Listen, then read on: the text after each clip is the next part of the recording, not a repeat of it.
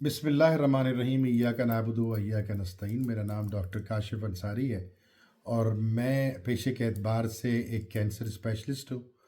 और अक्टूबर का महीना, जैसा कि हम और आप जानते हैं, कि पूरी दुनिया में छाती के कैंसर के हवाले से पहचाना और जाना जाता है।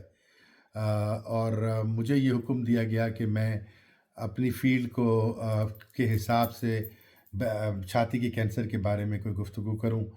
तो दो चार चीज़ें गोश-गुज़ार मैं आपके करना चाहता हूं, ख़ास तौर पे अपनी माँओं, बहनों और बेटियों के लिए, कि क्या चीज़ें ऐसी हैं कि जो हम आज कर सकते हैं और आज की जदीद टेक्नोलॉजी में कर सकते हैं।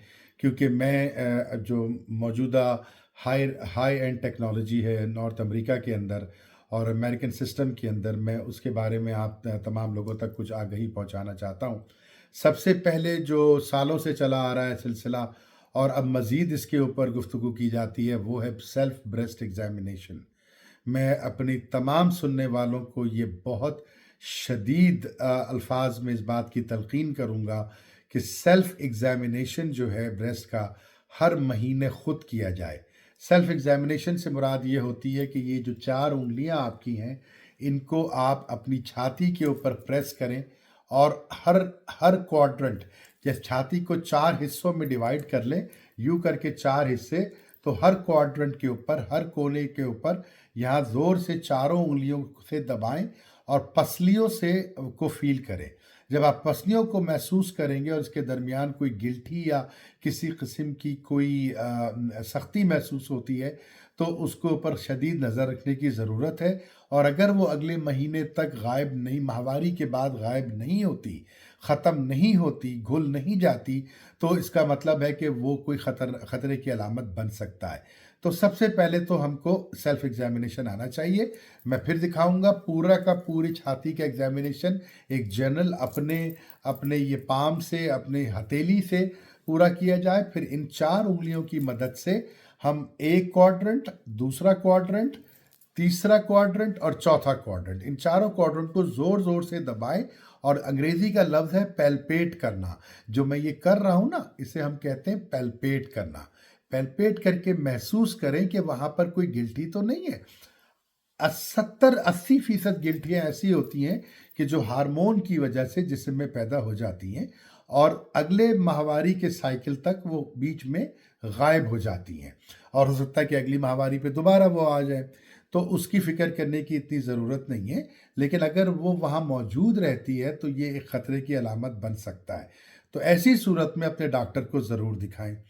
डॉक्टर एग्ज़ामिनेशन करेगा तो उसमें डॉक्टर के एग्ज़ामिनेशन के बाद जो दूसरी अहम चीज़ है, वो है कि अगर डॉक्टर को भी इसी तरह से कोई ख़तरे की अलामत महसूस होती है तो वो क्या करेगा।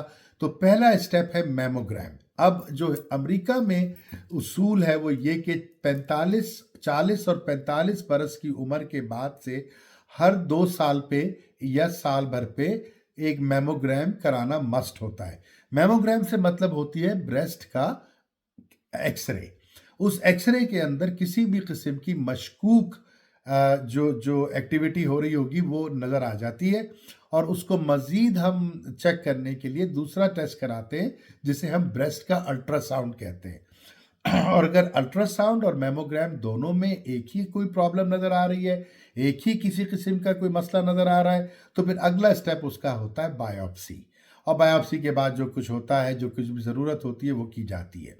लेकिन चूंकि 90% इम्कान इस बात का है कि जो अगर हम सेल्फ एग्जामिनेशन ब्रेस्ट का करें तो हम गिल्टियों को बहुत जल्दी, किसी किस्म के कैंसर को, ब्रेस्ट के, छाती के कैंसर को बहुत जल्दी अर्ली स्टेज में पकड़ सकते हैं।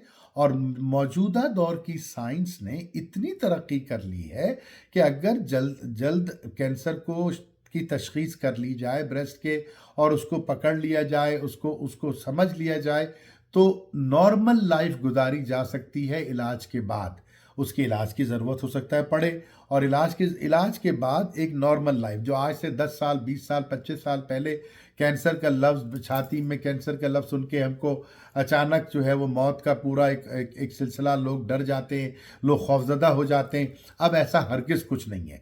तो ये बताने का मकसद आप तमाम हज़रात और ख़वातीन को ये है, ये बात बताने का मकसद ये है कि हमें एग्ज़ामिनेशन करने के बाद अगर खुदा न खास्ता कोई प्रॉब्लम होती है तो उसका बरवक्त तशख़ीस और उसका इलाज आज की मौजूदा साइंस के दौर में इंसानी ज़िंदगियों को बेहतर से बेहतर अंदाज से ट्रीट कर सकता है और उसकी वजह से ज़िंदगी नॉर्मल भी हो सकती है। तो वो जो कहा जाता था ना लफ्ज़ कैंसर का, जिसको जोड़ दिया जाता था मौत के फरिश्ते के साथ, अब वो कैंसर का मर्ज़ के और मौत के फरिश्ते के दरमियान फासला बढ़ता ही चला जा रहा है। और जितना जल्दी हम इसको पकड़ेंगे उतने ही इम्कानात इस बात के हैं कि हम अपनी ज़िंदगी को नॉर्मल अंदाज से आगे गुजार सकते हैं। मुझे उम्मीद है कि मेरी गुफ्तगू आपकी समझ में आई होगी। कोई सवाल हो, कोई इसमें किसी किस्म की कोई क्वेरी हो, तो मैं हर वक्त आपकी खिदमत में हाजिर हूँ। अपना बहुत ख्याल रखें। पाकिस्तान जिंदाबाद।